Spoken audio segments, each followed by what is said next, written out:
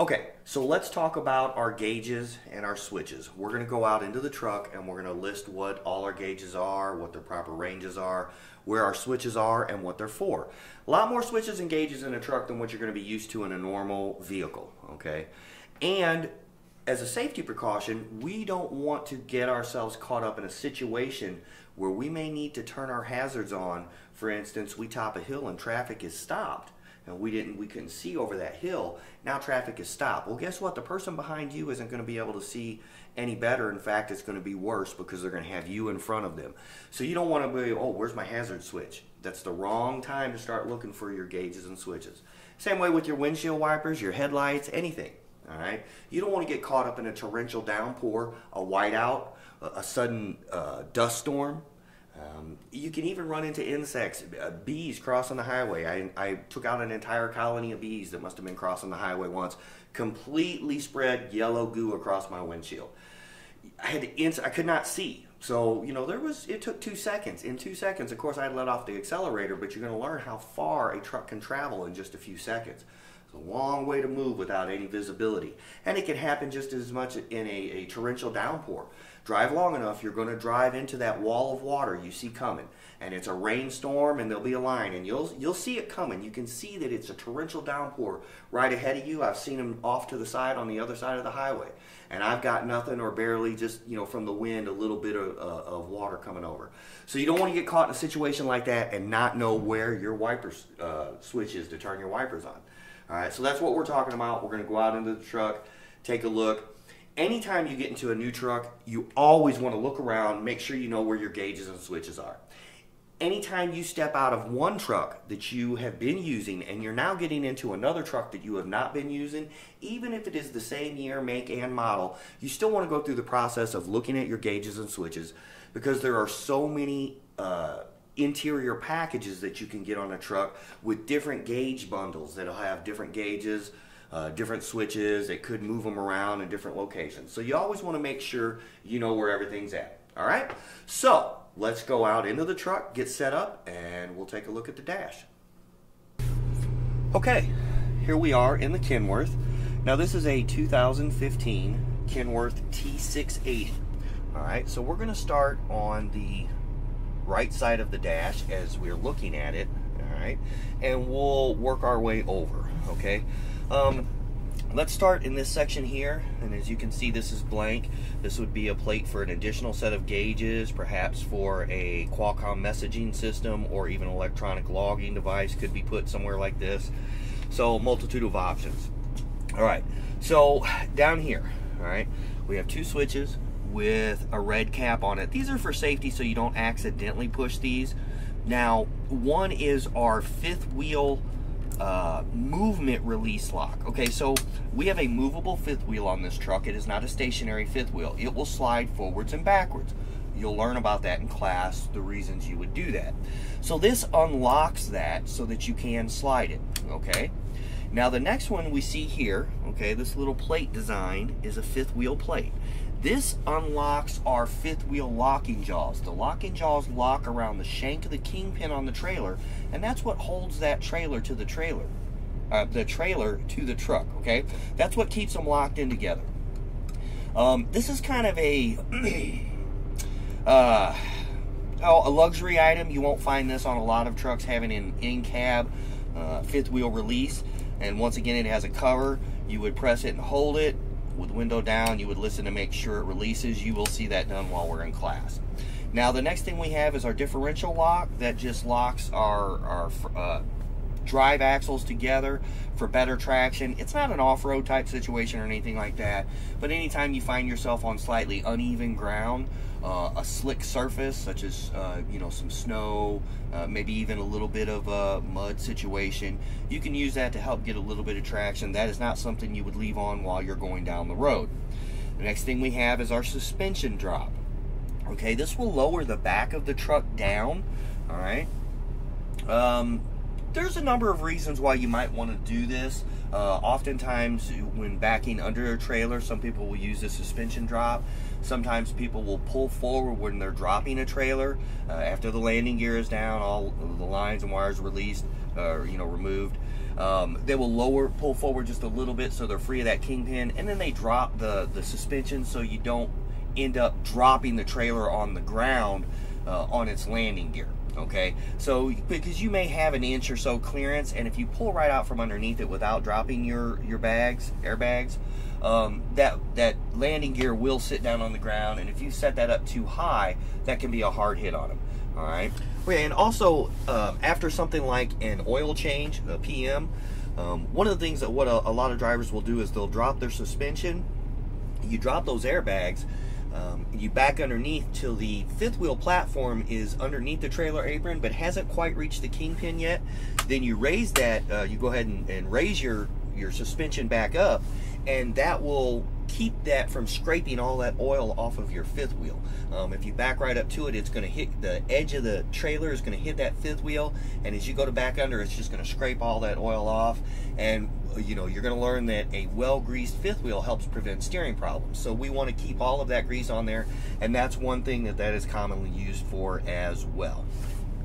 Okay, now real quickly, I'm not going to go through this here. This is your AC. I mean, this is pretty self-explanatory. The one thing I will say, you're going to come onto the pre-trip, you're going to see this is blend between the floor and defrost. That is going to be the location you want when you do your test. All right, but other than that, your heater and air conditioning controls. All right, we come up here to our lights. This is a bunk light, so this turns on the light in the back of the bunk. See that there? Okay, so that's what that does. It's just your bunk light. Now on this truck, these are our headlights. Both of these switches are for our headlights, and here's the way it works. Some trucks have it designed like this as a 2-position switch. Other trucks have a 1-position switch. You'll see that in the International.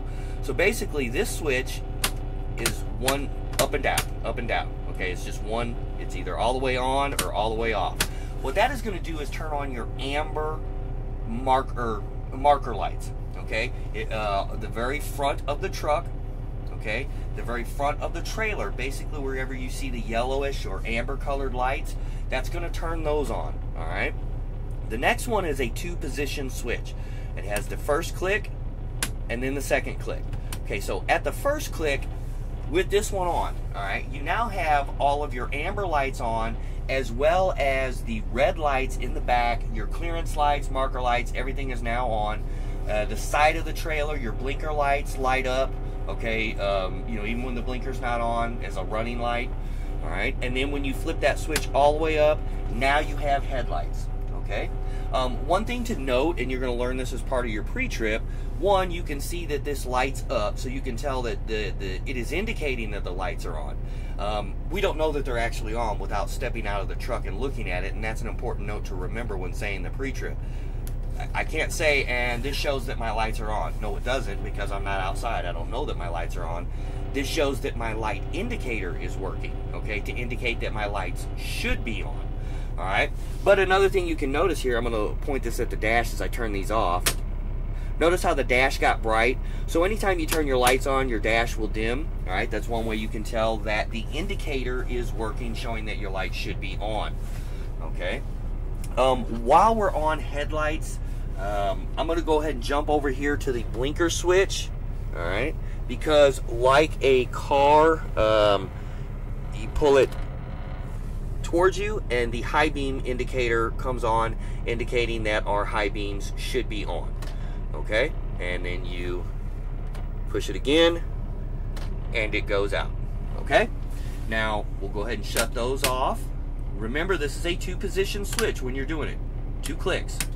All right, this one is a 1-position switch, only 1 click. But to have your lights on, you have to turn them both on. Okay.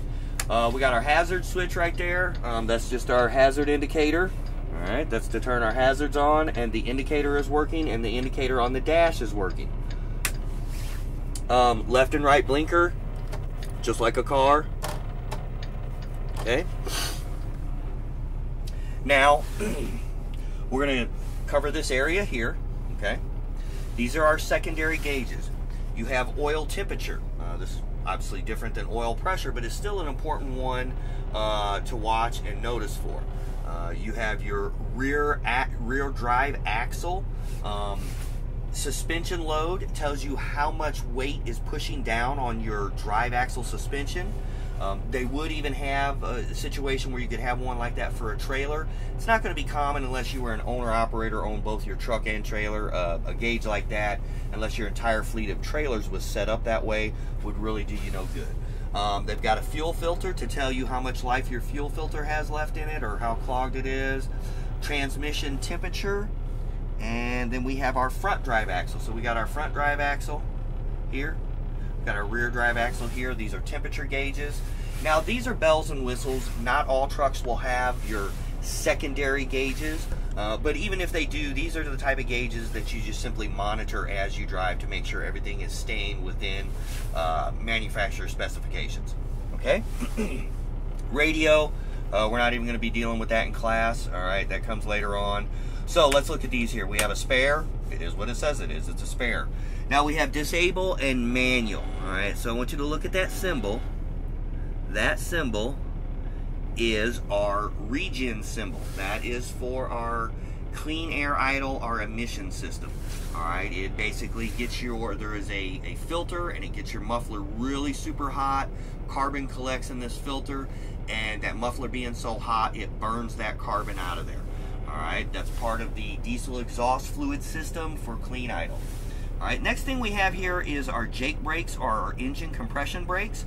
We have one switch that turns it on, and again, that light will turn green to indicate that it is should be on. And then we have 3 positions of strength. So we got 1, 2, 3. Now myself, I guess there may have been a few occurrences where I find myself not using full strength, or maybe going from full strength down a little bit. But for the most part, I always like to have either full strength or nothing at all. Okay? You'll learn about exhaust brakes, compression brakes, Jake brakes. Okay? You'll learn about that as we go through the textbook. Alright? Then we have cruise control. Alright, that's pretty standard. Turn it on, set, resume. We won't be using cruise control in class. Okay? Now we have a manual fan switch. We are able to turn our fan on. If our vehicle is getting a little warm, we can turn our fan on manually if it has not come on yet and help to cool things down. Okay? However, if you do turn it on, you want to remember to turn it off. If you left that thing running non-stop, you probably burn up the bearings on your fan. But it would run for days and days and days before you ever got to that point. If you didn't realize something was wrong with that, at that point that your fan had been on that long, probably need to go ahead and step out of the truck. Alright? Okay, so this is just a switch that runs through this knob right here. You can turn that. It turns both ways, and it cycles through our options on the dash. It shows our fuel economy. There's a digital tachometer in addition to the manual tachometer here. We see a digital tachometer. Okay, and like I said, it just scrolls through. So if you're usually what you're looking for here, if you threw a check engine light, you would want to go and see if it was throwing any warnings or faults. But a lot of times what people use this for is to get to the digital tachometer, and no matter which way you turn it, to the left or to the right, you're going to get there as it cycles through everything. Okay, now here we have our brake release valves. Yellow is our tractor, red is our trailer. Okay, they need to be the proper shape and or label or color. If they don't necessarily have to be colored or this shape, but if they are not, they need to be labeled. Okay, but however, this is the standard shape and color you're going to find. Pretty self-explanatory. Accelerator pedal, brake pedal, clutch pedal, gear shift, range selector, high-low range selector. You'll see on the simulator, when you get into 13, 15, or 18 speeds, they also have a gear splitter. That's going to be another switch that's right here that moves back and forth. Okay? Alright, so let's take a look here now at our main dash area and see what gauges we got. Alright, let's start on like we would be doing it on the pre-trip, and I'm going to start on this side.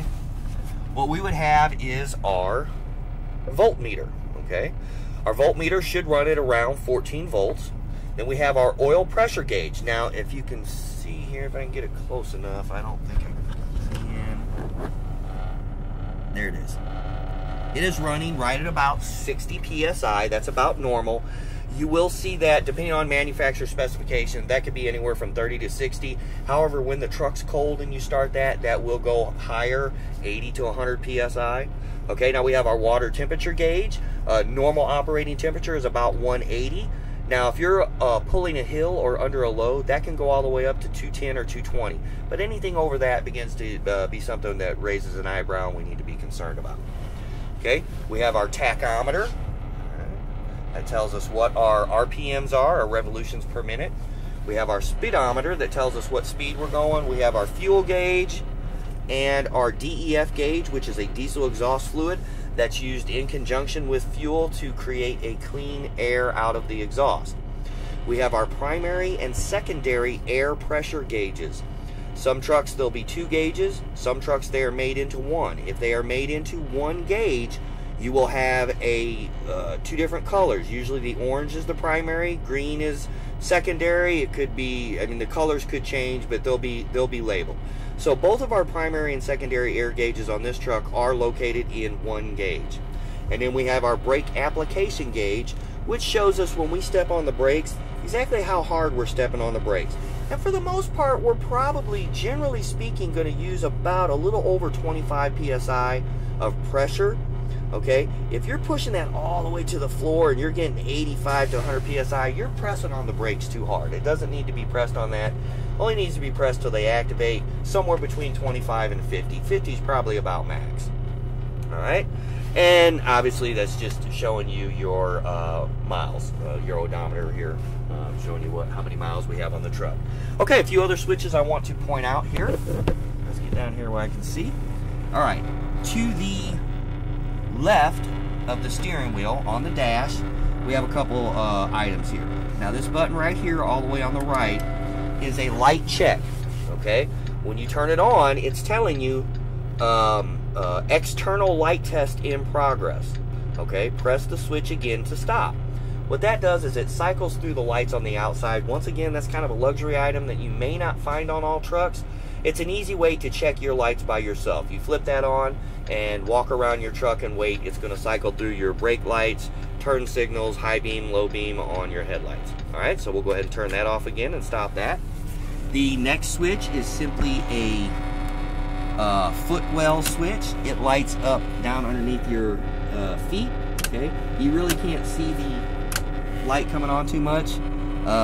It lights up not only under your feet, but also the front side lights. Okay, all right, so just another light switch. And this is just your dash dimmer to make your dash, the lights on your dash, brighter or dimmer. As a general rule of thumb, you want it as dim as possible and still be able to see it when driving at night. The brighter the light you have, the more likely it is to hinder your ability to see. Okay, the next switch we have right here is our utility light switch. We turn that on, you see it goes green. Okay, and what that does is that turns on the lights in the very back of the tractor. Okay, those are used like at night when you're backing up into an area and you don't have a trailer, or if you're backing up to a trailer to hook up to it and it's dark, you can turn that on and light up the surrounding area. I will briefly show you those. Okay, so there is your utility lights. All right, you can see that those are on. That's what that switch turns on. Okay, so that's our utility light switch. We'll turn that back off. Next we have on our door, and these, you know, switches, like I said, different trucks could be located in a different way. Power lock switch and unlock your windows to go up and down. Okay, and then we have left and right, kind of like in a car. Push it over here to the left, you're going to be able to adjust this mirror. Only the top West Coast or plane mirror is adjusted. That's the larger one. The smaller mirror at the bottom is a convex mirror, and you have to adjust that by hand. Although I have seen some trucks that have an adjustment for that as well, which is nice. And then once again, in the middle, it won't do nothing if you move the switch. Over here to the right, and you can adjust your passenger side mirror. Okay, and then very important, a switch that is right above that, okay, is our mirror heater switch. Now, when you activate that, and there's a little green light right there that comes on, That will turn on your mirror heaters, and it is great even when it's raining a little bit like today. It will remove the beads of water that form on your window. In addition, when it's cold, it's going to help keep ice and everything from forming on your mirrors. All right. Okay, also on the Kenworth here, the one thing we didn't cover was our windshield wipers. All right, now on your blinker switch, I always say that for last because it's a little quirky, so I like to be able to go over it. All right, so here is our knob, and you can even see the symbol for your washers, okay? And we've got delay. Keep turning until they come on, and then all the way is high. Okay, low. Then we start in our delays. All right, different levels of delay. All right, now to get your windshield washer fluid, notice it is not this button, it's this whole unit right here. It slides in. Okay, so you take that whole unit right there that you turn and you push it in towards the steering column, and then your windshield washer fluid will activate. Okay, now what this button is a flash for the marker lights. That's like a thank you light. We use it a lot in the industry as acknowledgement. Someone lets you know you're clear to come over. You go to change lanes to get over, and you say thank you for him letting you know, or someone tells you, you're good. You can flash your lights as a means of acknowledgement. Okay, so that is the Kenworth in a nutshell, the dash and switches and gauges. And we'll go over to the International and take a look at that one. A little older, a little more basic. Okay, now we are in the International, little older, well, actually twice as old, still running strong though, and a little more basic. This is a day cab, so it doesn't have all the bells and whistles. Let's just run through everything. We're going to start on this side of the dash, work our way over. Radio, we know how that works. We're not even going to touch it. All right, here is our air brake release valves. Okay, once again, red is the trailer, yellow is the tractor. Stop sign shape, octagon, or a diamond shape, or square, depending on how you look at it. A diamond on point. Okay, once again, they do not have to be this color or shape, but if they are not, they then must be labeled correctly. So if these were not the right color or this shape, this would not be correct because the label is worn off. Okay, below here we have our fifth wheel lock and unlock. Okay, that is for the movable fifth wheel, not to release the locking jaws from around the kingpin of the trailer. This is for the movable fifth wheel. This releases the pins holding the fifth wheel in its location so that you can slide it back and forward. Okay. Just to show you the age of this truck, it has a cigarette lighter and an ashtray. Find that in today's vehicles. All right. Gear pattern. AC, heater and AC controls. Once again, it's pretty self-explanatory. Okay. Now, we're going to start up here, work our way down. Here we have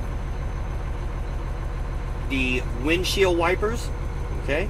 Unlike the Kenworth where you turn the switch on the blinker, this one has a button you push up, all right? And it starts them, you push it up again, and keep going. It's basically your delay. You keep pushing them up, and that's as fast as it goes. Okay, as you push them down, they start slowing down, all right? All the way till you get to you're in a delay. All right. You press the button on the bottom for windshield washer fluid. All right. And once again you push up to get them going faster. Now, these type of windshield wipers always were a little quirky. To get them stopped, you kind of got to press the button in as it's going down. Okay. It's weird if you press them in when they go up. Sometimes they'll stop in weird places. All right, so if you just turn the off button as they're swiping down, usually everything works out okay. All right, the next switch next to that is our panel switch that just dims the lights on our panel, so it shows how bright the lights are. Okay, now here is our headlights on here. This is a 2-position switch, but there is only one switch for the headlights. So that's our marker and clearance lights on. And then our headlights should be on. As we can see, that lights up, and the lights on our dash light up to indicate that our lights should be on. Yeah, you can see that. Next here is what we call is a flash. It's a thank you light, really. It just basically flashes your marker lights.